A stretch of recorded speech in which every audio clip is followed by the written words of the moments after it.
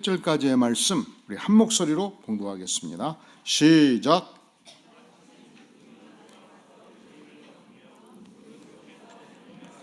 이는 내 사랑하는 아들이니 너희는 그의 말을 들으라 하는지라. 문득 둘러보니 아무도 보이지 아니하고 오직 예수와 자기들 뿐이었더라. 아멘. 오늘 2017년도 마지막 날입니다. 여러분, 오늘 밤 수많은 사람들이 동해안을 향해서 갈 것입니다. 정동진으로 또 갈 거예요. 저도 한번 언젠가 31일 밤 꽃박새고 정동진에 가서 떠오르는 태양을 보았습니다. 별거 없더라고요. 사람들은 새해 첫 태양이 떠오를 때 어떤 기대를 갖고 있을까요? 새해에는 내가 과거 실패를 완전히 청산하고 새 출발하고 싶다. 새해에는 내 생애에 분명한 변화가 있어야 되겠다. 좀 더 발전된 모습으로 살아야 되겠다. 새해에는 30년 피워온 담배 딱 끊어버리고 건강관리 좀 해야 되겠다. 이 좀 더 새로워지고 싶은 열망이 사람들의 가슴속 안에 있지 않겠습니까? 그런데 여러분, 기독교가 가진 가장 큰 매력, 마력이 변화예요. 우리가 예수님을 믿으면 반드시 속사람이 바꿔집니다. 우리 예수님께서 공생기간 동안에 첫 번째 했던 사역이 무엇입니까? 갈릴리 가나에서 잔치가 벌어졌는데, 혼인잔치, 결혼잔치가 벌어졌는데 가장 중요한 포도주가 떨어졌습니다. 그때 주께서 큰 항아리의 물을 포도주로 변화시키셨습니다. 바울 사도가 예수님을 만나고 변화되었을 때 이렇게 선포합니다. 그런즉 누구든지 그리스도 안에 있으면 새로운 피조물이라. 이전 것은 지나갔으니 보라 새 것이 되었도다. 우리의 속사람이 완전히 새 것으로 바꿔졌다. 이것이 예수 믿는 백성의 삶이라고 선포합니다. 그런 거로 우리가 2017년도를 청산하고 18년도를 향해서 나아갈 때 우리 교회도 획기적인 변화가 있기를 간절히 바랍니다. 첫째로, 예배 때마다 은혜 받는 축복의 예배가 될 수 있기를 간절히 바랍니다. 여러분, 예배에 성공하세요. 우리가 예배에 성공하려면 예배에 참여하는 자세가 달라야 되는 것입니다. 예배에 참석을 해서 에너지를 전략해야 되겠다 생각하고 찬양을 불러도 눈만 크게 뜨고 까북까북하고 입을 벌리지 않는 분들이 있어요. 그 에너지 아꼈다 어디다 쓰겠습니까? 그런 분일수록 노래방 가면 좌죽을 휘어잡습니다. 찬양할 때 전심으로 찬양할 수 있기를 바랍니다. 할렐루야. 저는 예배 찬양을 굉장히 중시하는 사람이에요. 그래서 우리 성가대가 찬양할 때도 전심으로 온 목적을 다해서 찬양하는 것이 하나님께 중요하다고 생각을 해요. 저는 조수미가 여기 와서 한 사람 찬양하는 것보다도 전 회중이 찬양하는 것이 훨씬 중요하다고 생각을 해요. 하나님은 우리가 전심으로 드리는 찬양을 기뻐 받으십니다. 그리고 우리 목회팀을 볼 때 4년 전까지, 8년 전에서 4년 전까지 제가 우리 목회자들 설교자 학교를 한 달에 2번씩 훈련한 적이 있어요. 여러분, 우리 목사들은요, 설교가 생명이에요. 그냥 감히 목사들 설교가 이렇다 저렇다 말하지 마시고 그냥 생명 끊어버리는 거예요. 이게 자존심이에요. 이게 사는 이유고. 그래서 저도 제 아내한테 한 번 설교 올 때 10번 칭찬하고 한 가지만 얘기하라고 그래요. 결혼을 했더니 그냥 15가지를 지적하는데 죽겠더라고.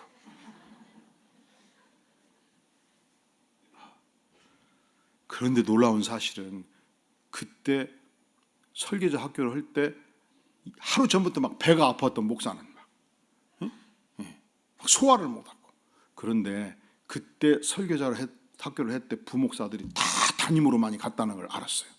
그래서 우리도 열심히 하나님의 말씀의 샘물, 은혜의 샘물을 봐서 백성들에게 증거하자. 새해에는 우리 목회자도 우리 성도님들도 예배에 성공하는 축복을 누리시기를 주의 이름으로 축원합니다. 그리하여 예수님의 은혜로 뜨겁게 불덩이가 되어서 초대교회 성도님들처럼 주님을 섬기고 영원 구원의 열정을 향해서 나아갈 수 있기를 간절히 바랍니다. 두 번째, 새해에는 우리 모든 교우들이 직장에서 인정받는 인물 필수 요원들이 될 수 있기를 간절히 바랍니다. 또한 우리 교우들 사업체마다 승승장구하는 축복의 한 해가 될 수 있기를 간절히 바랍니다. 이 변화. 그런데 오늘 말씀은, 오늘 본문은 변화를 열망하는 우리에게 주시는 소중한 진리의 말씀입니다. 우리 예수님께서 수천수만의 사람들을 도왔습니다. 예수님이 가는 곳곳마다 3만 명, 5만 명, 10만 명의 회중들이 몰려들고 있었습니다. 그런데 이날 우리 예수님은 모든 회중들을 물리치셨습니다. 이날 우리 예수님은 그 중에서도 특별히 70문도를 선정했지요. 70명도 많았습니다. 그래서 그 중에서 12제자를 선정하셨죠. 그것도 많았습니다. 그 중에서 3명의 제자를 선정하십니다. 그 이름이 누굽니까? 베드로, 야고보, 요한. 3사람을 데리고 군중을 떠나서, 마을을 떠나서 높은 산을 향해서 가고 있었습니다. 변화산을 향해서 가고 있었습니다. 그곳에서 예수님 자신이 완전히 변화가 된 거예요. 어떻게 변화가 되었냐? 2절 3절 같이 한번 읽겠습니다. 시작. 엿새 후에 예수께서 베드로와 야고보와 요한을 데리시고 따로 높은 산에 올라가셨더니 그들 앞에 변형되사 그곳이 광채가 나며 세상에서 빨래하는 자가 그렇게 희게 할 수 없을 만큼 매우 희어졌더라. 그들 앞에서 변형되셨어요. 이 변형이라는 단어가 메타몰포테라는 단어인데 단지 외형상의 변형이 아니고 본질적 형상이 바꿔졌다, 이런 의미를 가지고 있습니다. 두 가지가 다 바꿔진 거예요. 외형은 어떻게 바꿔졌냐? 예수님의 옷에서 광채가 났어요. 얼만큼 광채가 났느냐? 일반적으로 열심히 빨래했을 때 나는 흰색, 심지어 흰색에 염료를 내서 완전히 희게 만들었을 때 그 흰색이 보여주는 것과 비교할 수 없는 완전한 희어진 모습으로 굉장한 광채가 그의 옷에서, 그의 얼굴에서, 그의 온몸에서 뿜어져 나오고 있었습니다. 예수님은 완전한 인간의 몸 안에 오셨습니다. 그래서 사람들이 볼 때 예수님의 외형은 인간이셨습니다. 그런데 이 변화상에서 3명의 제자들과 함께 있을 때는 완전히 바꿔진 것입니다. 예수님의 본질을 보여주는 신비한 계시적 존재로 바꿔져 있었습니다. 그것은 신적 영광이 나타나는 존재의 모습이었습니다. 신비한 모습이었습니다. 그리고 그 곁에 2사람이 더 있었습니다. 그들이 누굽니까? 4절, 이에 엘리야가 모세와 함께 그들에게 나타나 예수와 더불어 말하고 있었던 것입니다. 모세가 누굽니까? 유구한 역사를 통해서 하나님의 율법을 받아서 기록했던 모세 오경의 저자였습니다. 엘리야가 누굽니까? 그에게 존재했던 그 수많은 선지자들을 대표했던 대표 선지자였습니다. 그러니까 모세와 엘리야는 구약 성경을 대표하는 인물들이었습니다. 모세의 율법은 예수님이 율법을 완성하셨습니다. 엘리야 선지자를 비롯해 모든 선지자들이 증언하고 예언했던 미래의 메시아, 그가 예수 그리스도로 완성되어서 이 땅에 오신 분이었습니다. 그러니까 엘리야와 모세와 예수님이 회담했다는 것은 바로 성경의 실현자들이 함께 나타났다는 것이며, 그 현장에서 베드로가 깜짝 놀란 거예요. 이야, 이곳이 천국이로다. 영원히 이 영광스러운 천국에서 살고 싶다. 그 생각이 들자마자 베드로가 예수님을 향해서 진언을 합니다. 5절, 베드로가 예수께 고하되 랍비여, 우리가 여기 있는 것이 좋사오니 우리가 초막 셋을 짓되 하나는 주를 위하여, 하나는 모세를 위하여, 하나는 엘리야를 위하여 하사이다. 이것이 무엇을 말합니까? 이 천국의 신비한 모습, 영광스러운 모습, 이 영광스러운 신비 체험을 단지 순간으로 마감할 수가 없습니다. 주님, 저는 이곳에서 영원히 살고 싶습니다. 영원히 살도록 초막을 짓게 주님 허락하여 주시옵소서. 이곳이 내 인생의 천국입니다. 이 체험을 한 거예요. 여러분, 기독교는 체험의 종교입니다. 그래서 우리가 예수님을 체험하고 하나님을 체험하고 그리고 신비한 세계에 들어가는 것이 우리 생애에 굉장히 소중하죠.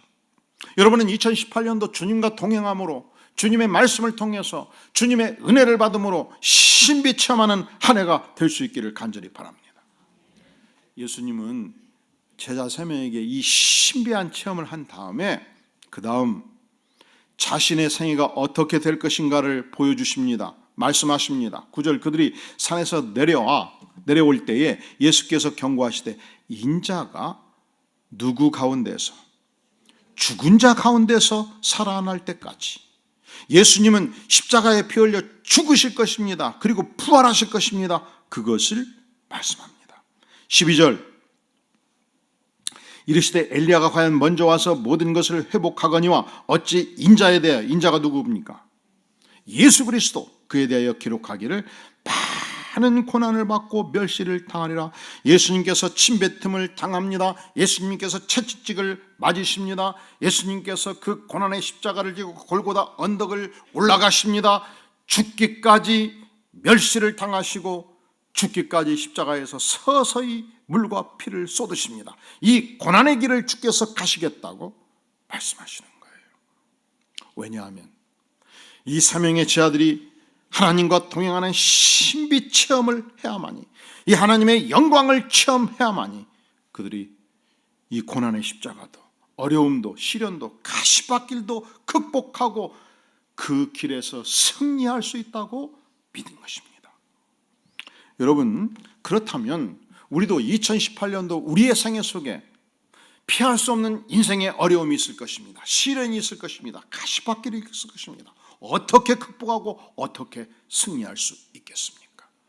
하나님과 나와 함께하는 영광의 체험, 하나님의 영광의 세계에 내가 들어갈 때 우리도 함께 어려움과 시련과 가시밭길을 극복할 수 있지 않겠습니까? 그렇다면 오늘의 이 시대에 우리는 어떻게 주님의 영광을 체험할 수 있을까요? 첫째로 주님과 심령 깊이 동행하는 삶이 필요해요. 무엇이 필요하다고요? 주님과 심령 깊이 동행하는 삶이 필요해요. 베드로와 야고보와 요한은요 70문도로부터 떠났어요. 궁중으로부터 떠났어요. 마을로 떠났어요. 높은 산에 올라가서 오직 예수 그리스도 한 분과 같이 있었습니다. 그들이 왜 산에 갔습니까? 등산하기 위해서 간 것이 아니에요. 건강 관리를 위해서 산책하기 위해서 산에 간 것이 아니에요. 같은 모습을 보여주고 있는 누가복음 9장 28절에서 이렇게 증언합니다. 예수께서 베드로와 요한과 야고보를 데리고 기도하시러 산에 올라가셨다. 뭐하러? 여러분, 기도가 무엇입니까? 기도는 하나님께 내 인생의 소망을 아뢰고 하나님께 탄원하는 것이 기도예요. 이게 1차적 기도의 목적이에요. 두 번째 기도의 소중한 목적이 있습니다. 그것은 기도를 통해서 하나님과 대화하는 것이며 하나님과 교제하는 것이며 하나님과 동행하는 것이며 하나님의 임재 안으로 들어가는 거예요. 누구의 임재 안으로 들어간다고요? 여러분, 하나님이 누구십니까? 전능하신 하나님이십니다. 우주와 만물을 창조하신 창조주십니다. 절대 주권자 하나님, 그분과 내가 교제하고 그분과 교통하고 그분의 임재 안으로 걸어 들어가는 거예요. 그런 거로 우리가 그분의 임재 안으로 걸어 들어감으로써 하나님과 함께 대화함으로써 하나님께 기도할 때에 하나님의 영광을 체험하게 되는 것입니다. 중부기도의 왕자로 일컬어지는 리즈 하월즈 교수가 있습니다. 그분은 영국 웨일즈 성경대학의 학장이었습니다. 그가 어느 날 그 모든 학생들과 교수진들을 초청해서 채플에서 장시간의 기도회를 인도하고 있었습니다. 그날이 1940년 9월 15일이었습니다. 그날 나치스 독일은 이미 불란서와 폴란드를 침공했고 이미 오스트리아를 합병한 상태였습니다. 이미 유럽 전역을 손아귀에 집어넣었습니다. 그리고 마지막으로 영국을 향해서 총공세를 펼치고 있었습니다. 독일 공군기가 무차별로 맹폭격하고 있었습니다. 영국은 그때까지 유화 정책을 펼쳤기 때문에 계속 나치스 독일과 협상하고 있어요. 계속 양보하고 있어요. 그러다 보니까 전쟁 준비가 안 돼 있었습니다. 독일 공군기가 영국 전역을 향해서 런던을 향해서 엄청나게 맹포격을 하고 있을 때 만약에 그 상태에서 10분, 20분, 30분, 1시간만 더 포격을 퍼부으면 항복할 수밖에 없는 절체절명의 위기 상황이었습니다. 그때 갑자기 독일 공군 비행기 전체가 일제히 퇴각하기 시작했습니다. 후퇴해버린 것입니다. 당시 영국 공군의 총사령관이었던 다우닝경은 이렇게 말합니다. 이날이 언제예요? 잊어버렸죠? 중요하지 않아요. 그날 독일군의 갑작스런 퇴각은 이해할 수 없는 사건이었다. 하나님의 개입이라고 설명할 수밖에 없는 역사의 반전이었다. 도대체 그날 무슨 일이 있었는가? 리즈 하월즈 교수는 웨일즈 성경대학의 모든 교수님과 학생들을 모아놓고 하루 종일 기도회를 인도하고 있었습니다. 그가 기도회를 인도하면서 이렇게 말합니다. 여러분, 독일 공군의 공습으로 마음이 흔들리고 계십니까? 우리가 진정 주님을 믿는다면, 주님이 지옥에서 우리를 건지신 분임을 믿는다면, 주님은 이 독일 공군의 공습에서도 우리를 구원하신 분임을 왜 믿지 못하십니까? 우리가 믿음과 기도로 주님께 나아가면 주님은 나치스 속에 역사하시는 마귀를 반드시 파쇄하실 것입니다. 하나님은 직접 전쟁에 개입하셔서 기적을 행하실 것입니다. 그날 기적은 일어난 것입니다. 그날 영국의 역사를 바꾼 나치스 독일 모든 비행기가 퇴각하는 기적이 일어난 것입니다. 유명한 영국 수상 윈스턴 처칠경은 그의 전쟁 회고록 War Memories라는 책에서 이런 기록을 남깁니다. 그날이 며칠이라고요? 9월 15일.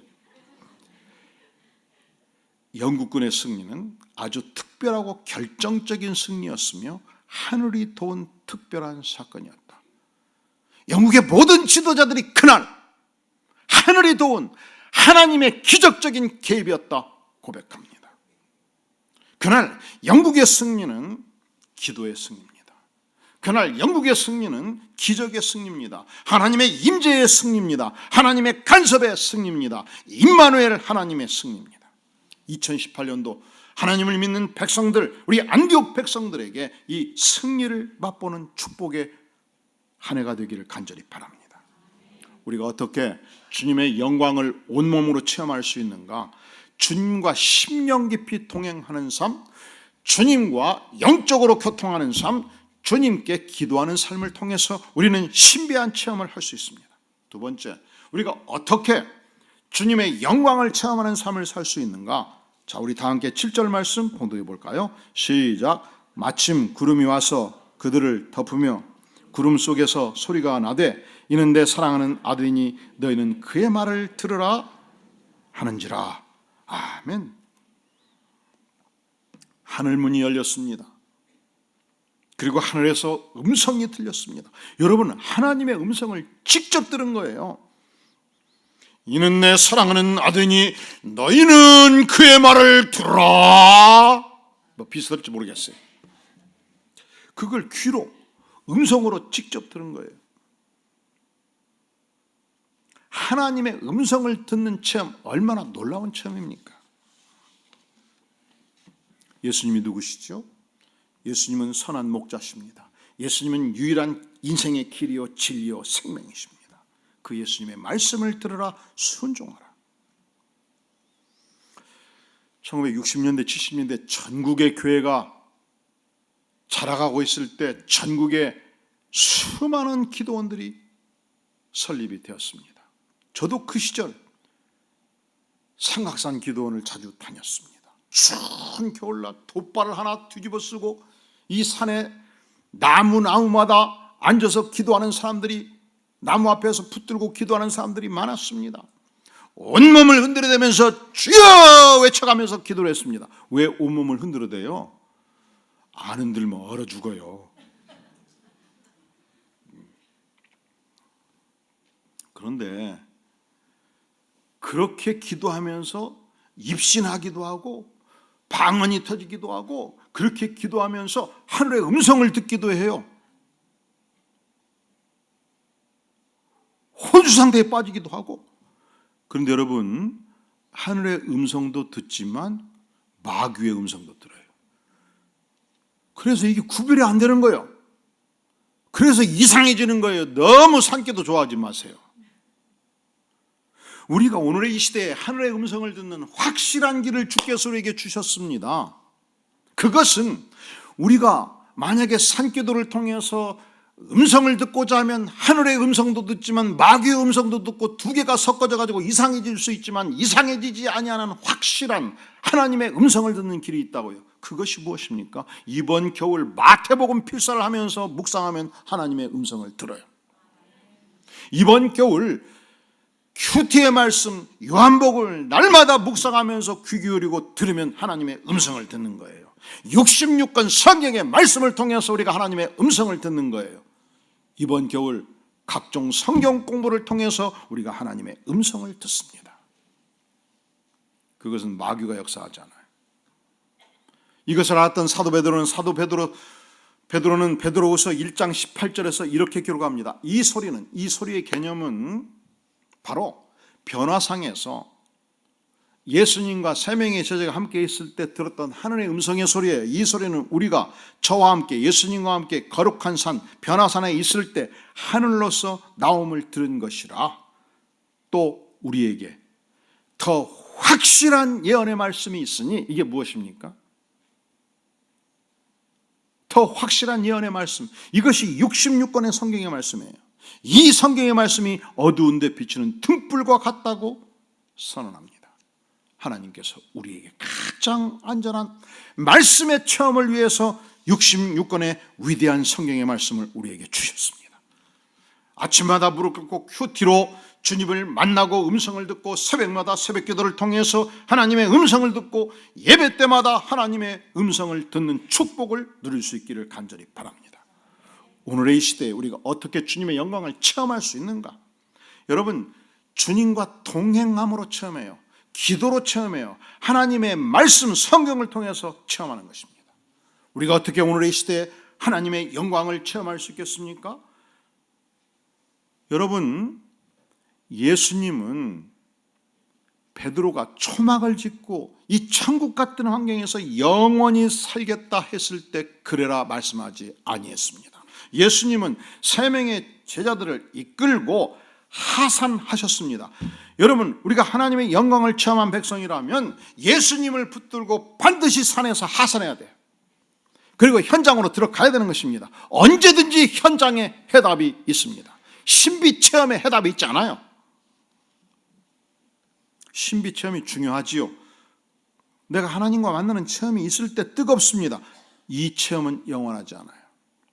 이 체험은 수시로 사라집니다. 오늘 말씀의 8절에 주목해 보시죠. 문득 둘러보니 아무도 보이지 아니했죠.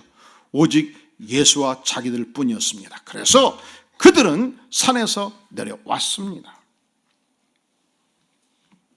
내려온 그들에게 준비된 것은 무엇이었습니까? 고통의 십자가였습니다. 우리 주님께서 십자가에 피 흘려 죽기까지 하시고 부활하셔야만 했습니다. 우리 기독교에서 신비 체험은 굉장히 중요합니다. 그러나 이 기독교 신비주의가 잘못 추종하면 두 가지 위험에 빠질 수 있어요. 첫째로, 이 신비 체험은 자칫 주관적인 독단에 빠질 수 있어요.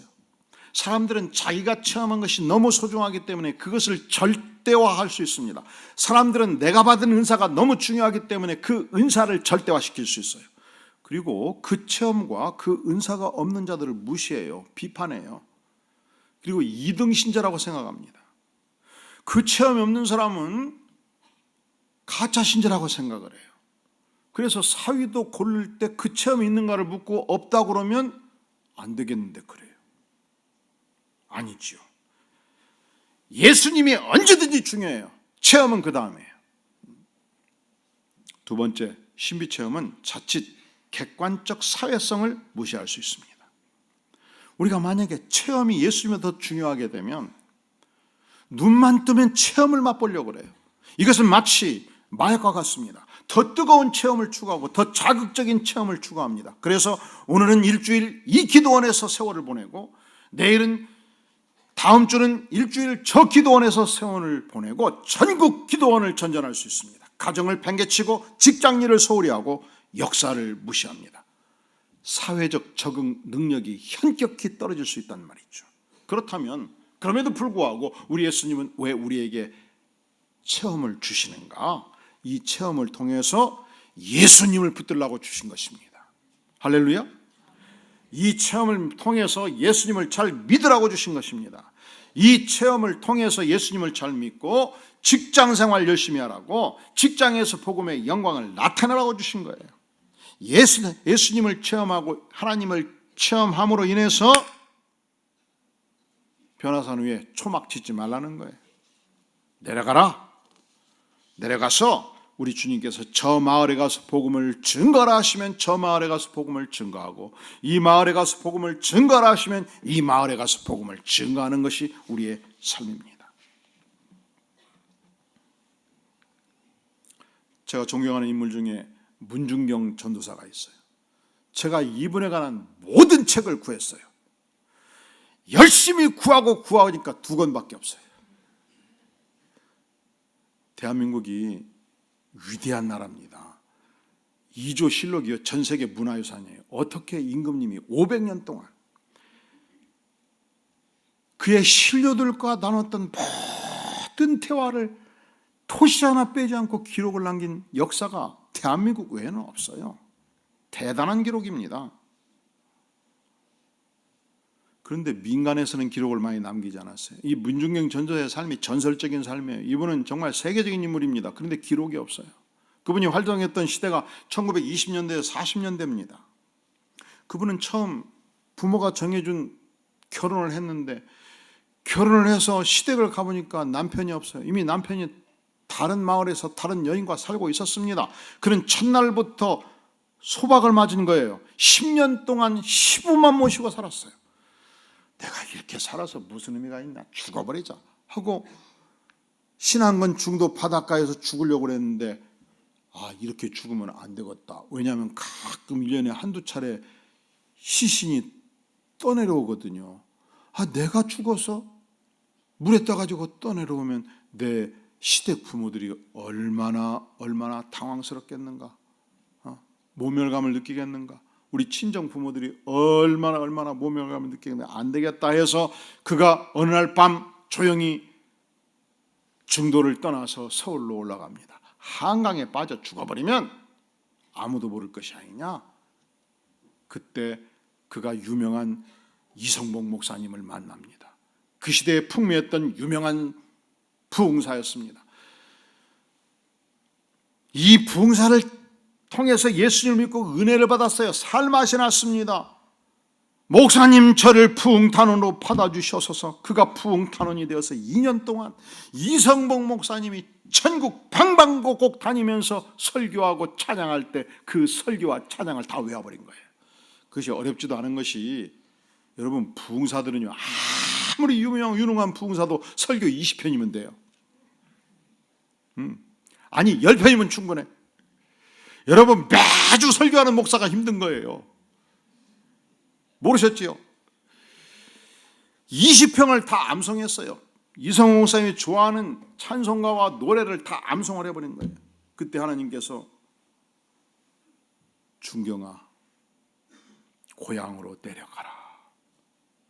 하나님, 못 가요. 그것은 미신이 저런 것이고요. 하나님을 믿는 사람이 한 사람도 없어요.